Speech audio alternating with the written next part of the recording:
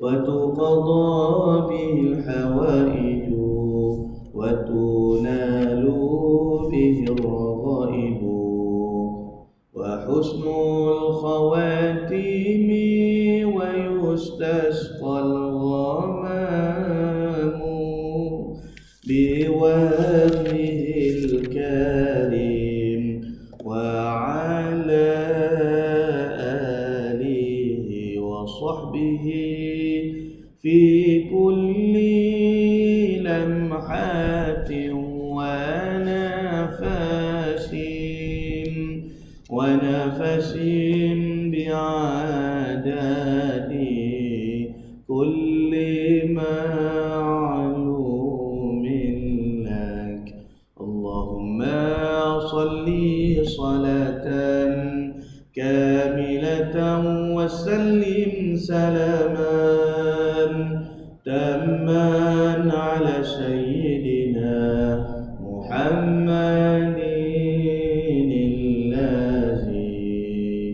تنحل به العقد وتنفرج به الكرب وتقضى به الحوائج وتنال به الرغائب وحسن الخواتيم ويستسقى الغمام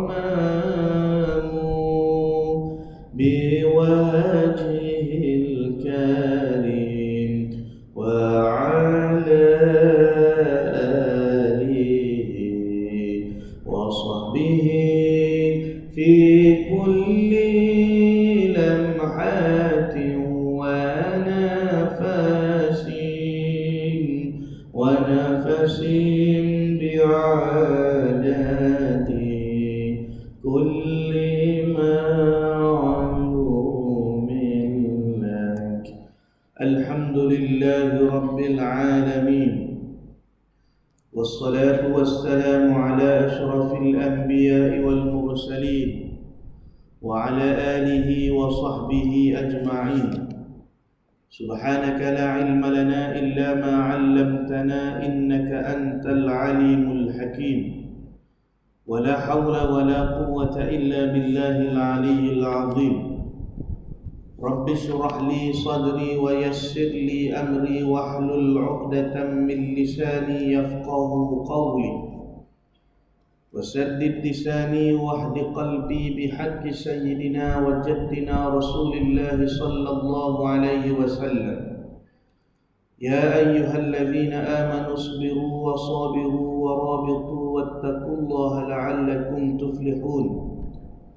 اللهم أرنا الحق حقا وارزقنا اتباعه.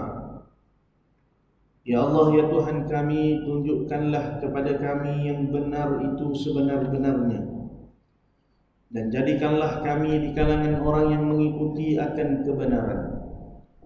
Wa arinal batila batilan warzuqna ijtinabah.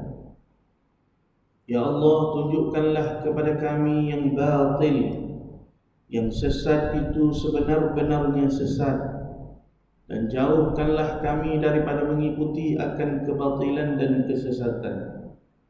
Rabbana iftah bainana wa baina qaumina bil haqq wa anta khairul fatihin. Ilahi anta maqsudi wa ridhaka maqlubi, a'tini mahabbataka wa ma'rifataka ya Allah. Nawaitul i'tikaf fi hadzal masjid sunnatan lillahi ta'ala. نويت التعلم والتعليم والتذكر والتذكير والنفع والانتفاع والإفادة والاستفادة والحث على التمسك بكتاب الله وسنة رسول الله والدعاء إلى الهدى والدلالة على الخير ابتغاء وجه الله ومرضاته وثوابه وقربه سبحانه وتعالى. Para hadirin sidang jemaah muslimin muslimat, hadirin wal hadirat, ayahanda bunda yang dikasihi oleh Allah Ta'ala sekalian. Alhamdulillah, syukur kepada Allah Ta'ala kerana kita masih diberi peluang dan izin untuk kita berada di sini pada malam yang mulia ini. Kalaulah bukan kerana pertolongan dan juga inayah Allah, maka tidak akan mampu kita untuk melakukan walau 2 rakaat sembahyang sunat sekalipun. Maka dengan sebab inayah Allah, pertolongan Allah, kasih sayang Allah terhadap diri kita, Allah izinkan kita, Allah pilih kita untuk berada di sini. Dan bukanlah segala ketaatan dan kekuatan yang kita buat itu datang daripada diri kita, melainkan ianya adalah pertolongan dan juga pemberian daripada Allah Ta'ala. Alhamdulillah, syukur kita kepada Allah juga, kita masih lagi ataupun kita berada di permulaan awal di dalam bulan haram, Ashhurul Hurum, yang seperti mana kita sebut pada pertemuan yang lepas. Dan ingin saya kongsikan untuk diri saya juga, supaya marilah sama-sama kita mengambil kesempatan, peluang dan juga tawaran yang Allah Ta'ala berikan kepada kita pada bulan Muharram ini. Selain daripada kita melakukan kebaikan dan juga kebajikan, maka di sana ada satu kelebihan yang Nabi SAW sebutkan tentang kelebihan Yaumul Ashura. Yaumul Ashura bermaksud hari 10 Muharram. Disebutkan dalam suatu hadis yang diriwayatkan oleh Abdullah ibn Abbas radhiyallahu anhuma, kata beliau, "Ma ra'aitu an-nabiy sallallahu alaihi wasallam yataharrai siyama yawmin faddalahu ala ghairihi illa hadzal yawm Ashura, illa hadzal yawm Yaum Ashura." Kata Abdullah ibn Abbas radhiyallahu anhuma, aku tidak pernah melihat Rasulullah sallallahu alaihi wasallam mengejar satu hari yang fadilatnya lebih berbanding hari-hari yang lain, melainkan hari ini, iaitulah hari Ashura. Para hadirin yang dirahmati oleh Allah, jadi kita insya-Allah jika direzekikan oleh Allah akan menyambut ataupun kita akan melalui bulan ataupun hari Ashura ini pada hari Jumaat esok lusa, itulah 10 Muharram. Maka 10 Muharram ini hari yang mana Nabi mencari fadilat, Nabi kejar dengan kebaikan, dengan ketakwaan, dan baginda Nabi SAW berpuasa pada hari tersebut.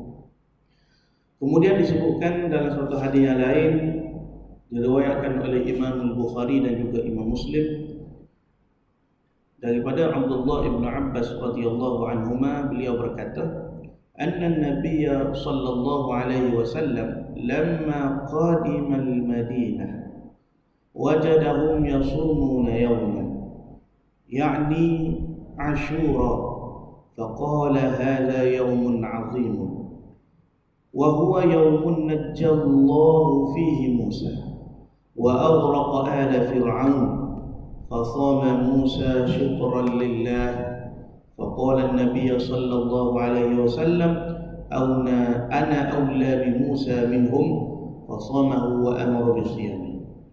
Ketika mana Rasulullah SAW tiba di kota Madinatul Munawwarah, lalu Nabi mendapati golongan-golongan Yahudi ini telah berpuasa pada hari 10 Muharram, Yaumul Ashura. Maka mereka mengatakan bahawa hadza yaumun azim, hari ini merupakan hari yang agung, hari kebesaran bagi kami. Kerana apa? Kerana pada hari ini najjallahu fihi Musa, Allah Ta'ala telah menyelamatkan Nabi Allah Musa alaihissalam, wa aghraqa ala fir'aun, dan pada hari ini jugalah Allah Ta'ala telah menenggelamkan Fir'aun dan juga bala tenteranya yang mengejar Nabi Musa alaihissalam. Fasama Musa syukran lillah, lalu maka Nabi Allah Musa alaihissalam ini telah berpuasa pada hari tersebut sebagai tanda kesyukuran kepada Allah. Atau kata Nabi sallallahu alaihi wasallam, ana aula bi Musa minhu, aku lebih berhak, lebih utama ke atas Nabi Allah Musa berbanding dengan mereka, yakni golongan Yahudi. Fasamahu, maka Nabi kita berpuasa pada hari tersebut dan memerintahkan, wa amara bisiyami, memerintahkan kita dengan perintah sunat yang sangat digalakkan untuk berpuasa. Bahkan kelebihan hari Ashura ini disebutkan di dalam hadis yang lain. Apa kata Rasulullah sallallahu alaihi wasallam? Ahtasibu 'ala Allah an yukaffira as-sanata allati qabla. Aku mengharapkan agar Allah Ta'ala mengampunkan segala dosa-dosa setahun yang berlalu. Kalau kita tengok betapa banyaknya rahmat Allah, betapa banyaknya limpahan Allah, betapa banyaknya tawaran dan juga ganjaran yang Allah Ta'ala berikan kepada kita hamba-Nya, dan kita sedar yang kita ini banyak melakukan kelalaian, kita banyak melakukan maksiat, kita banyak melakukan dosa, kita banyak melakukan kesalahan dan kesilapan dengan Allah. Pun begitu masih banyak yang Allah Ta'ala berikan kepada kita tawaran demi tawaran untuk diampunkan dosa-dosa kita. Maka kita dituntut untuk berpuasa pada hari tersebut, dan ganjarannya disebutkan oleh baginda Nabi, diampunkan segala dosa-dosa kita yang setahun. Seperti mana yang kita tahu, berpuasa pada hari Arafah pada 8 Zulhijjah, 9 Zulhijjah yang lalu, diampunkan juga oleh Allah dosa-dosa kita. Maka tidak terhenti tawaran Allah pada bulan tersebut. Allah masih beri kepada kita tawaran pada bulan Muharram ini, Syahrullahil Muharram, agar diampunkan dosa kita. Maka marilah sama-sama kita mengambil kesempatan, peluang dan tawaran yang Allah Ta'ala berikan kepada kita. Bagi mereka yang ada kemampuan, berpuasalah. Dan Nabi SAW mengatakan, barang siapa yang ingin berpuasa pada 10 Muharram, hendaklah dia iringkan sama ada dengan 9 Muharram ataupun 11 Muharram. Kerana apa? Bagi membezakan di antara puasanya umat Islam dengan puasanya golongan Yahudi. Para hadirin dirahmati Allah, insya-Allah kita sambung pengajian kitab kita Penawar Bagi Hati, Syifaul Qulub, Dawaul Qulub, yang telah dihimpunkan oleh Syekh Abdul Qadir bin Abdul Muttalib Al-Indonesi Al-Mandili, Khawadim Talabatul Ilm Syarif fil Haram Al-Makki. Qala al-muallif rahimahullah ta'ala wa nafa'ana bi'ulumihi fi darain amin ya rabbal alamin. Berkata pengarang kitab kita Syekh Abdul Qadir bin Abdul Muttalib Al-Mandili, bab yang ke-9 pada menyatakan redha dengan qada Allah Ta'ala. Baik. Jadi kita masuk perbahasan yang baru di dalam kitab kita ni, iaitulah sifat yang ke-9 daripada 10 sifat-sifat kelakuan-kelakuan ahwal mahmudah, kelakuan-kelakuan yang dipuji, kelakuan yang perlu kita hiasi di dalam hati kita. Qala al-muallif, ketahui olehmu, yakni fahamilah, belajarlah sehingga kamu faham, sehingga kamu dapat mengerti di dalam hatimu.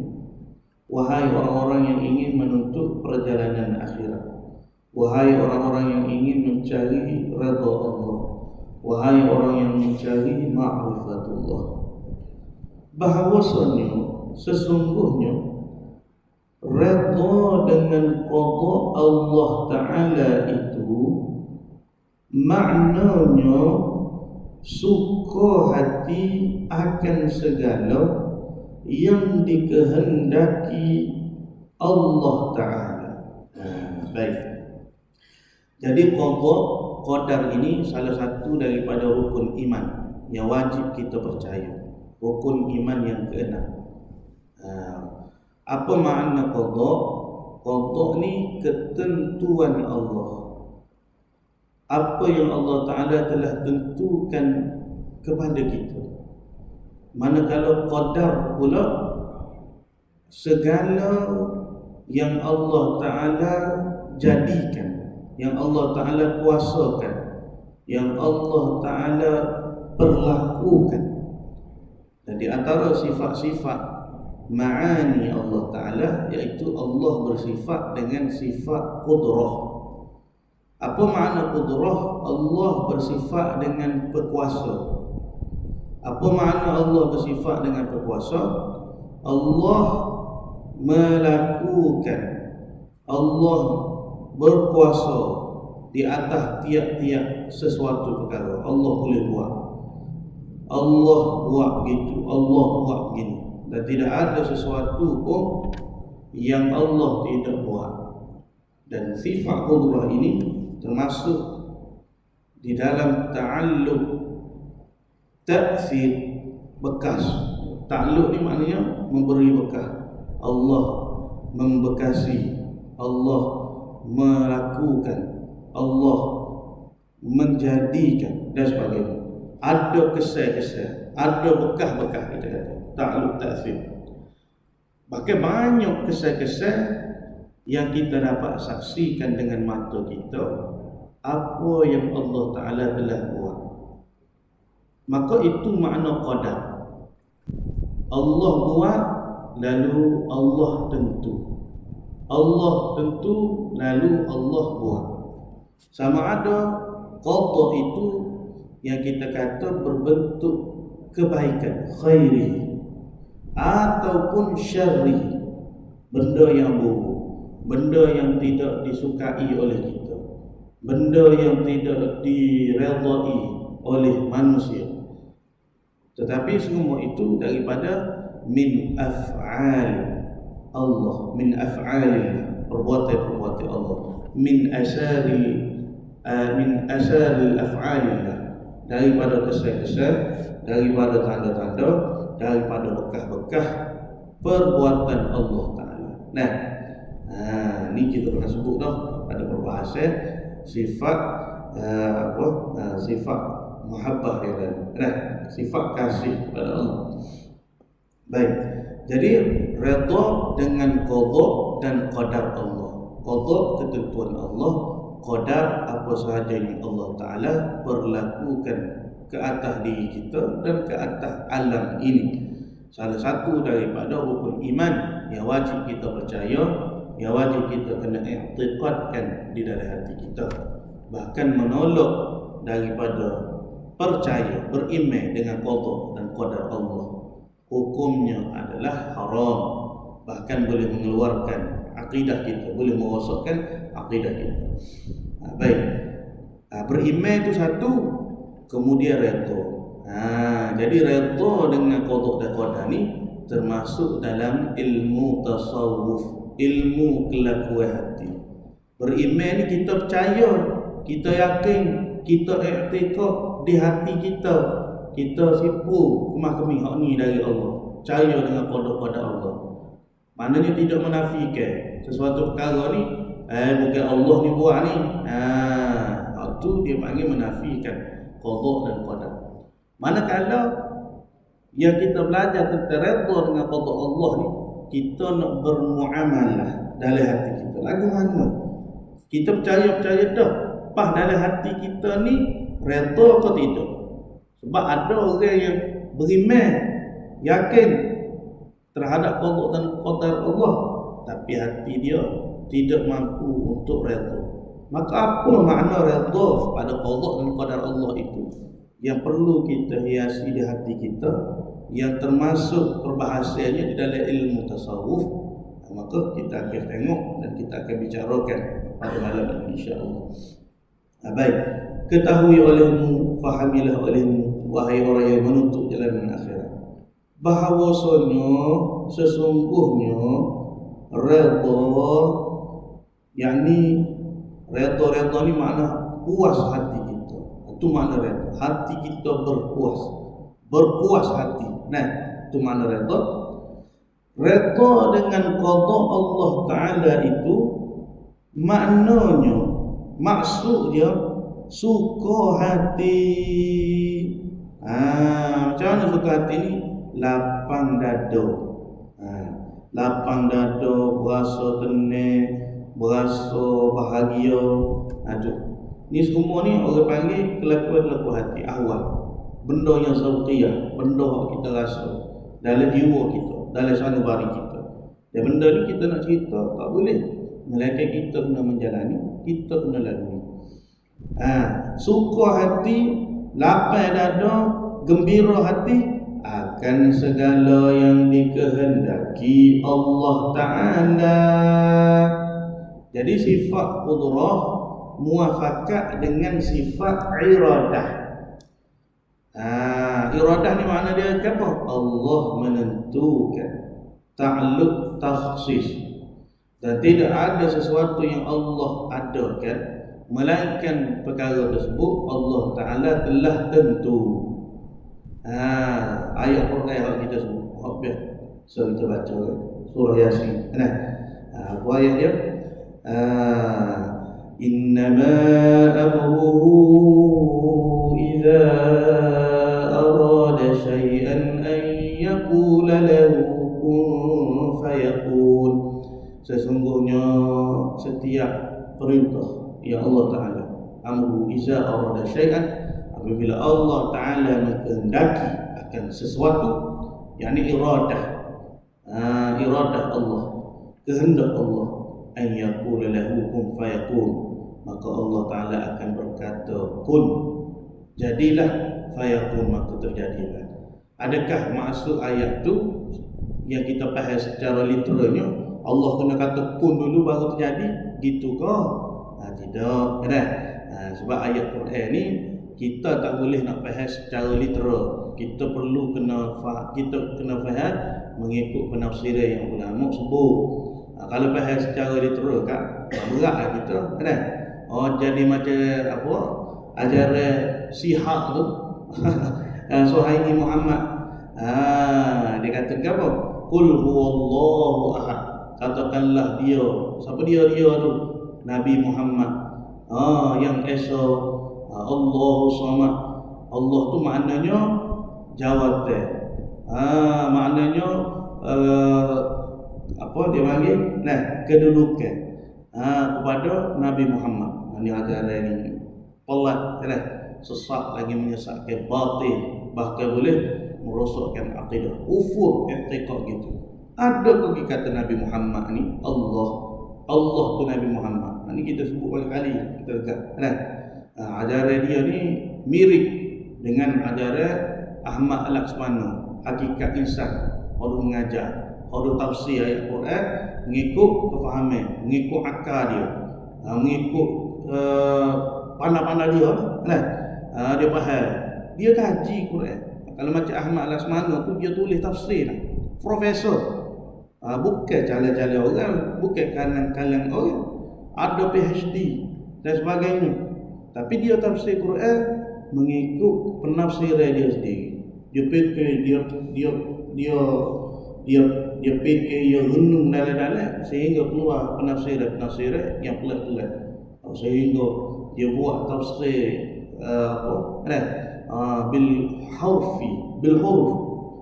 Bismillah, bo ni gini, sing ni gini, ming.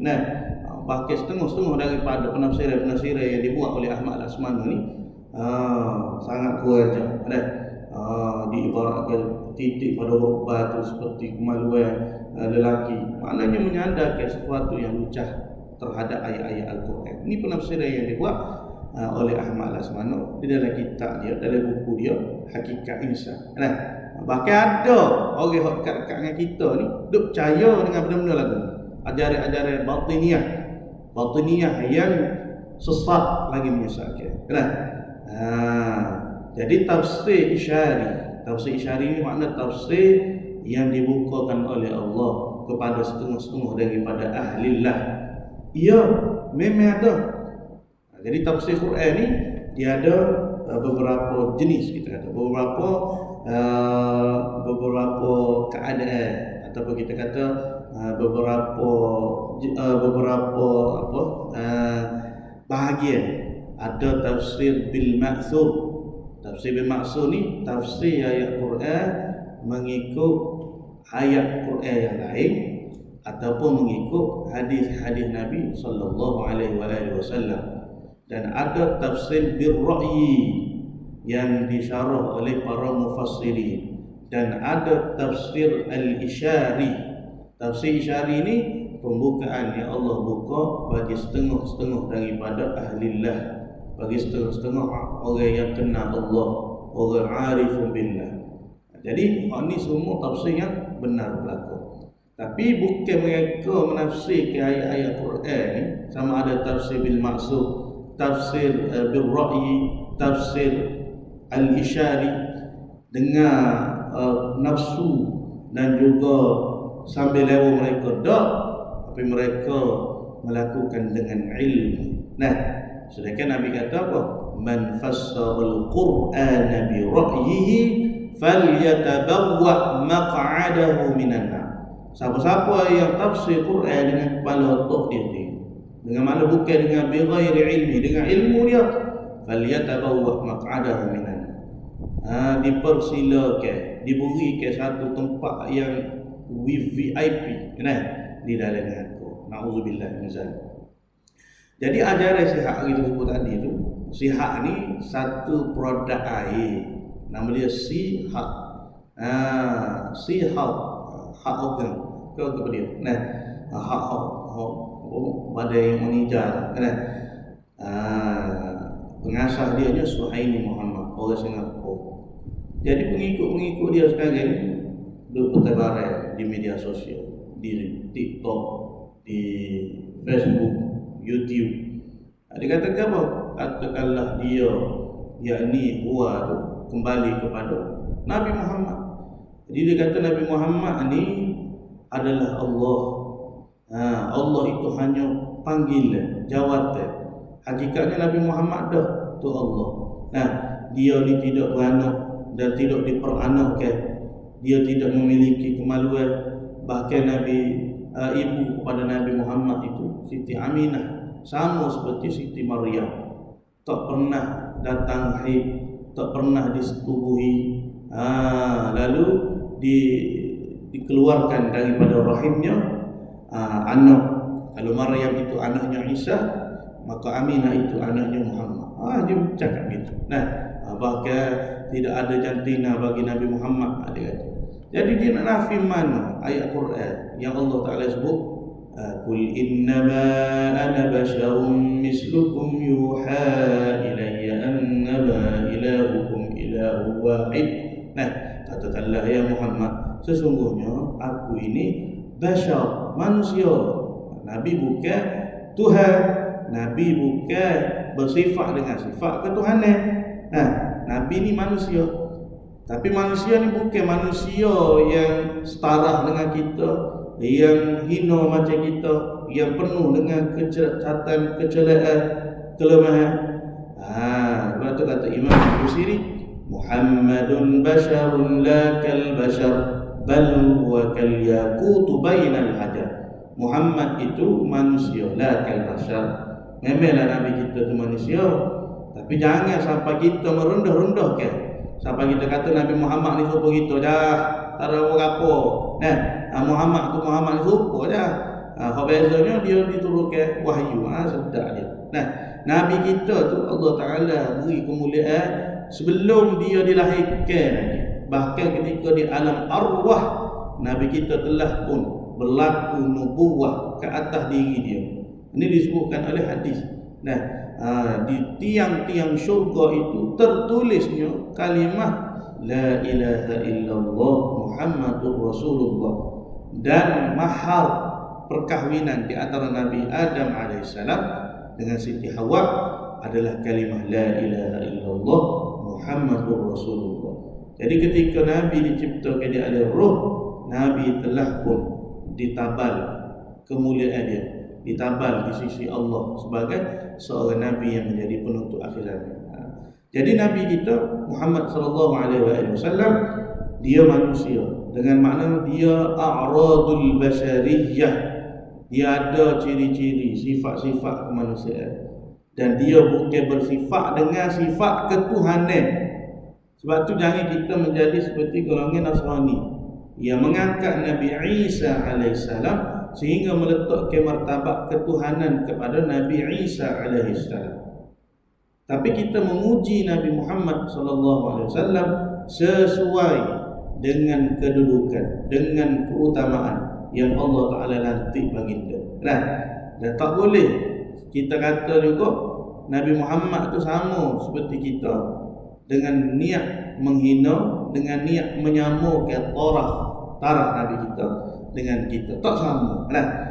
Muhammadun basharun la kal bashar. Muhammad itu manusia tapi bukan manusia biasa. Bal huwa kal yaqutu bainal hajar. Bahkan Nabi kita tu diumpamakan permata, intan, berlian di antara batu-batu. Jadi batu kuari orang buat jalan tak, orang buat bangunan sama kok dengan batu berlian, batu permata. Orang letak di dalam dalam almari, dalam tempat yang dijaga, yang dipelihara. Sudah tentu tidak sama. Harga dia pun berbeza. Itulah perumpamaan manusia kita orang biasa ni dengan Nabi kita Muhammad sallallahu alaihi wasallam. Pun begitu, jangan sampai kita kata Nabi kita tu Tuhan. Hak tu dah menyeleweng, hak tu dah sesat, hak tu dah kufur, akidah demikian. Baik. Jadi Nabi kita tu bukanlah sesat, bukanlah Tuhan, dan tidak bersifat dengan sifat ketuhanan. Itulah bahaya hari ini. Macam-macam keluar. Bila menafsirkan ayat tu mengikut kefahaman dia, mengikut dengan nafsu dia. Baik. Makna suka hati akan yang dikehendaki oleh Allah. Ayat yang kita baca tadi, innama amruhu idza arada syai'an an yaqula lahu kun fayakun. Bukan maksud Tuhan kata kun baru terjadi manusia ni, baru terjadi bumi. Lepas tu Tuhan kata kun sekali lagi terjadi langit, kun sekali lagi jadi lautan. Gitu kan? Tak. Mafhum, maksud daripada ayat yang kita baca tadi, tidak ada sesuatu yang Allah Ta'ala jadikan, yang Allah Ta'ala kuasa buat, melainkan perkara tersebut itulah yang Allah Ta'ala kehendaki. Gitu. Muafakat antara sifat iradah, qudrah Allah tu, Allah mengadakan apa yang Allah Ta'ala tentukan. Itu orang kita mengaji dalam sifat 20. Dan muafakat juga dengan ilmu Allah. Allah buat sesuatu yang Allah Ta'ala tentu, dan tidak ada sesuatu yang Allah Ta'ala tentu itu melainkan sudah ada di dalam ilmu Allah. Qudrah, iradah, ilmu, dia saling berkaitan, saling berhubung-hubungan. Baik. Ada kehendaki, maknanya suka hati, lapar dada terhadap apa sahaja yang Allah Ta'ala kehendaki. Dan kita kena faham setiap suatu perkara ni waktu kehendak Allah di hati kita. Itu kehendak Allah, itu perbuatan Allah, syuhud di hati kita. Dan ketiadaan i'tirad. Apa makna i'tirad? Menyangkal ataupun membangkang, kita kata. Tak sangka, marah, tak setuju hati dia di atas setiap apa yang Allah Ta'ala buat, ataupun dia mempersoalkan Allah tak adil. Kalau begini tak adil, Allah tak adil. Bila dah tak redha hati dengan setiap ketentuan Tuhan, maka ketika itu timbul dari hati dia bangkangnya, mempersoalkan tentang keadilan Allah pula. Bapa Allah buat gini kat aku, Allah ni tak adil. Sudah. Bila sampai tahap gitu, putus asa dia dengan Tuhan. La taqnatu min rahmatillah. Jangan sekali-kali kamu berputus asa dengan rahmat Allah. Seperti mana ayat yang Allah Ta'ala sebut. Apa kata Allah? Qul ya ibadiyalladzina asrafu anfusahum. Qul ya ibadiyalladzina asrafu anfusahum la taqnatu min rahmatillah. Inna Allah yaghfiru dzunuba jami'an. wahai hamba-hambaku yang telah melampaui batas. Apa makna melampaui batas? Telah buat satu dosa, menzalimi diri dia sendiri, telah berzina, telah mencuri, telah mengambil hak orang, telah bercakap menipu, telah melihat perkara yang Allah Ta'ala haramkan, telah makan benda yang haram. Makna ni semua dikatakan orang yang menzalim, orang yang melampaui batas. Ya, qul ya ibadiyalladzina asrafu min anfusihim, melampaui batas dia tadi. La taqnatu min rahmatillah. Jangan sekali-kalimu berputus asa dengan rahmat Allah. Kerana apa? Innallaha yaghfiru dzunuba jami'an. Allah Ta'ala itu Maha mengampun akan segala dosa-dosa kamu bersama. Jadi hak ni mati kita sebut dulu. Bila kita duduk dalam taat, kita kena syukur kepada Allah. Dan jangan sampai kita ni terikat dengan ketaatan kita. Apa makna terikat? Kita memandang diri kita lah hak buat taat. Dia panggil apa? Ujub, berasa kagum, berasa pelik dengan diri sendiri. Ini sifat yang lalu kita dah pelajari. Dan bila mana kita duduk dalam bila mana kita terjatuh dengan maksiat, terjatuh itu maknanya asrafu ala anfusihim. Jangan sekali kita terbelenggu dengan putus asa kepada rahmat Allah. Kalau jatuh, ingat Allah masih mengharapkan permintaan kita untuk kita minta ampun dengan dia. Bahkan Allah sentiasa menanti-nantikan taubat hamba-Nya. Ni kita sebut dah. Allah Ta'ala lebih gembira terhadap taubat seorang hamba itu dibandingkan dengan gembiranya seorang ibu yang mana bertahun-tahun menanti kelahiran seorang. Ini orang panggil ayat yang ada majaz kiasan, bukan perbandingan di antara manusia dengan Tuhan. Tak, maknanya sukanya Allah bila hamba dia ni minta ampun dengan dia. Sukanya Allah, kasihnya Allah terhadap kita bila kita ni nak bertaubat daripada dosa-dosa kita. Jadi bila kita jatuh atas dosa, jatuh pada lembah kemaksiatan, jangan pernah berputus asa dengan rahmat Allah. Sebab Allah tak pernah berputus asa untuk memberikan rahmat dia kepada diri kita. Jadi setengah orang kadang-kadang bila dia bangkit daripada maksiat, bangkit daripada zaman-zaman jahiliah, kan? Dia kata malu lah nak taubat. Ni buat maksiat pula. Malu apanya? Nah, kalau kita rasa bersalah bila kita buat satu maksiat, itulah satu kebaikan untuk diri kita.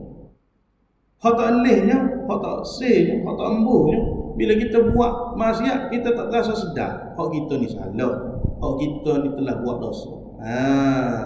Maknanya kita tu masih dalam kebaikan yang Allah Ta'ala nak beri. Kita tu masih dalam pandangan Allah, masih tarik hati kita ni untuk klik pada dia, untuk ingat kepada dia. Baik. Jadi duduk dalam taat, jangan sampai memandang keakuan diri, jatuh ke lembah maksiat, jangan sampai berputus asa dengan keampunan Allah. Maka itulah di antara kebelengguan-kebelengguan yang perlu kita uraikan, yang perlu kita ungkapkan, yang perlu kita buka. Sebab kadang-kadang kita ni terbelenggu dengan dua keadaan itu. Duduk dalam taat, merasa diri sudah banyak melakukan taat. Duduk dalam keadaan maksiat, sudah tidak mahu kembali kepada kasih saya Tuhan. Kebelengguan elok tipu daya syaitan untuk menghancurkan anak Adam. Baik.